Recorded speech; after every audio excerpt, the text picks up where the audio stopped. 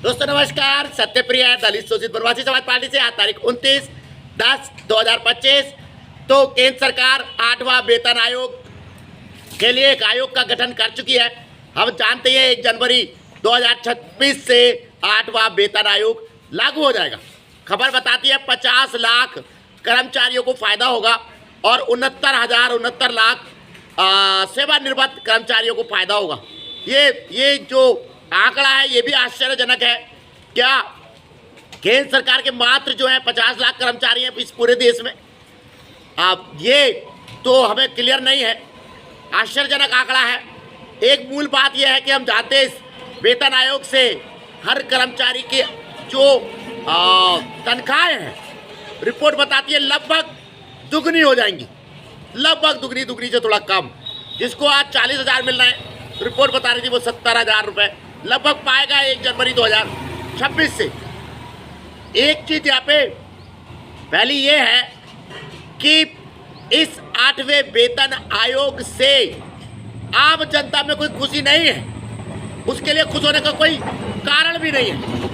150 करोड़ लोग सुबह 6 बजे से काम पे शुरू होते हैं और रात 10 बजे तक इस देश में औसत कार्य करते हैं, 18 घंटे, तब 2 रोटी का सहारा करते हैं, अपने बच्चों को पालते।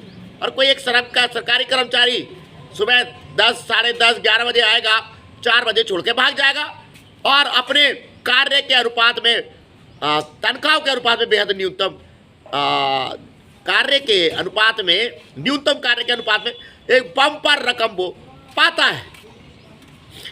ये एक ऐसा मजाक है आम जनता के साथ जो समझ में नहीं आता, खुशी नहीं देता, दुख देता है। क्योंकि आदमी इतनी मोटी तनख्वाहें देने वाले कर्मचारी के पास रोज भ्रष्टाचार का शिकार होता है और रोज धक्के खाने को अभिशप्त होता है कार्यालयों में। बस हमारा कहना यही था कि आप वेतन आयोग को बढ़ाएं, उसको प्राइवेट सेक्टर को भी लागू करें जो प्राइवेट नौकरी कर रहा है, एक बात। और दूसरी बात, वेतन और कार्य का जितना का अनुपात एक निश्चित होना चाहिए, जितना काम उतना दाम वाली बात। दोस्तों शीर्षासन धरना आप जानते ही लगातार जारी है। जनहित याचिकाओं के लिए मैं एक बार फिर दोहरा दूं, जनहित याचिका स्कूली शिक्षा में जाति सूचक शब्दों में कड़ाई से रोक, अम्बेडकर जी को आधिकारिक राष्ट्रपिता घोषित किया जाए, गौतम अदानी, मुकेश अंबानी और रतन टाटा जी को भारत रत्न दिया जाए। यूट्यूब चैनल आप जानते हैं सत्यप्रिय सक्सेना के नाम से लगता है, बढ़ाइएगा, सब्सक्राइब कीजिएगा। चलिए, वेतन आयोग को एक मांग तो हमारी ये है कि जितना समग्र प्राइवेट सेक्टर है जो काम और दाम के सिद्धांत पर चलता है, अगर आपको देना है तो प्राइवेट सेक्टर को भी इसी मानक पर वेतन मान दिलाया जाना चाहिए। और जो जिस सिद्धांत को प्राइवेट सेक्टर लागू कर सकता है, आप भी अपने उस पर लागू कीजिएगा। बहुत ज़्यादा नहीं कहेंगे, पहले भी हम कई बार कह चुके हैं कि सारी समस्याओं का जड़ काम और दाम का एक प्लेटफॉर्म पर ना होना है।